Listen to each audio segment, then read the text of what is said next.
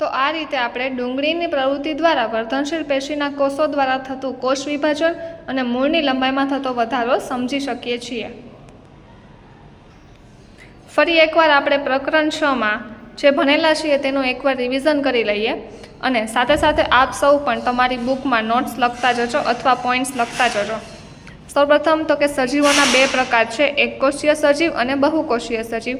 એકકોષીય સજીવમાં amoeba અને બહુકોષીય સજીવમાં પ્રાણીઓ અને વનસ્પતિઓનો સમાવેશ થાય છે।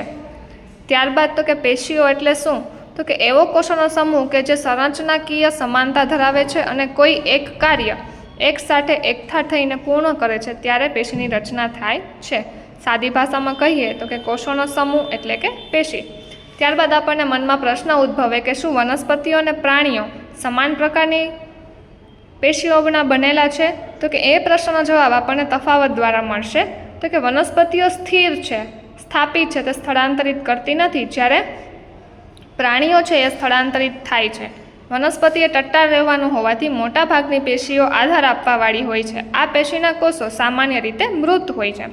પ્રાણીઓ આહાર, પ્રજનન અને રહેઠાણ માટેની શોધમાં વિચરણ કરે છે, તે સ્થાયી હોતા નથી। આ ઉપરાંત તો કે વનસ્પતિની તુલનામાં પ્રાણીઓ છે એ વધુ ઉર્જા વાપરે છે। પ્રાણીઓની મોટાભાગની પેશીઓ જીવંત હોય છે।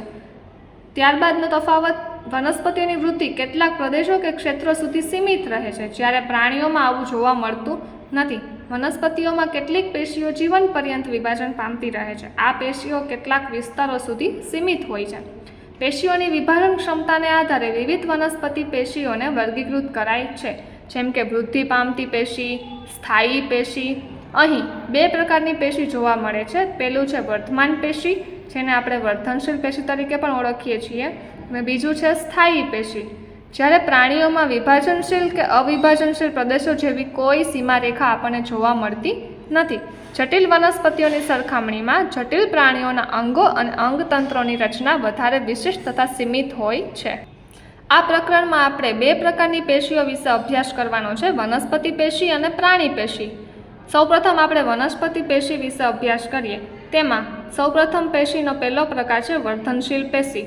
તો કે વનસ્પતિઓમાં વૃદ્ધિ કેટલાક નિશ્ચિત વિસ્તારો કે પ્રદેશોમાં જ થાય છે અને આ વર્ધનશીલ પેશી કયા ભાગમાં આવેલી છે તેના આધારે તેના પ્રકાર વર્ગીકૃત કરવામાં આવે છે। તો અહીં આપણે જોઈ શકીએ છીએ કે વર્ધનશીલ પેશીના તેને કયા ભાગમાં આવેલી છે તેના આધારે ત્રણ પ્રકાર પાડવામાં આવેલા છે। પહેલું અગ્રસ્ત વર્ધનશીલ પેશી, બીજું આંતરવિષ્ટ વર્ધનશીલ પેશી અને ત્રીજું પાર્શ્વીય વર્ધનશીલ પેશી।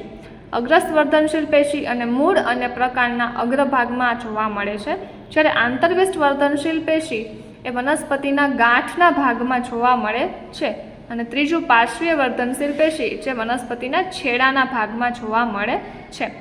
વર્ધનશીલ પેશીના કોષો ખૂબ જ સક્રિય હોય છે અને તેમાં કોષરસ વધારે ઘટ્ટ, પાતળી સેલ્યુલોઝયુક્ત દિવાલ એટલે કે કોષ દિવાલ અને સ્પષ્ટ કોષ કેન્દ્ર ધરાવે છે।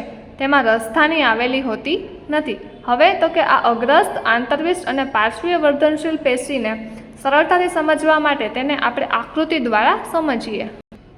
અહીં આકૃતિમાં આપણને અગ્રસ્ત, આંતરવિષ્ટ અને પાર્શ્વીય વર્ધનશીલ પેશીના સ્થાન દર્શાવવામાં આવ્યા છે।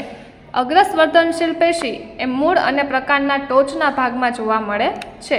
આંતરવિષ્ટ વર્ધનશીલ પેશી એ વનસ્પતિના ગાંઠના ભાગમાં જોવા મળે છે, જ્યારે પાર્શ્વીય વર્ધનશીલ પેશી એ વનસ્પતિના છેડાના ભાગમાં અથવા દિવાલ પાસે જોવા મળે છે। આ આકૃતિ દ્વારા આપણે વનસ્પતિના દેહમાં વર્ધનશીલ પેશીનું સ્થાન સરળતાથી સમજી શકીએ છીએ।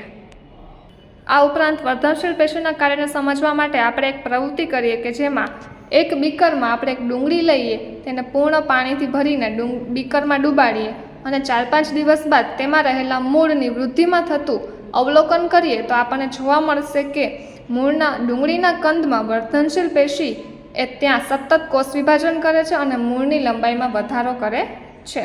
તો આ સાથે આપણે આજના દિવસે આટલું રાખીએ છીએ પ્રકરણ નંબર 6માં વર્ધનશીલ પેશી સુધી। આ ટોપિકના અંતમાં આપ સૌએ વનસ્પતિ અને પ્રાણીઓમાં રહેલા તફાવતના 3 મુદ્દા તમારી નોટબુકમાં લખવાના રહેશે। Thank you.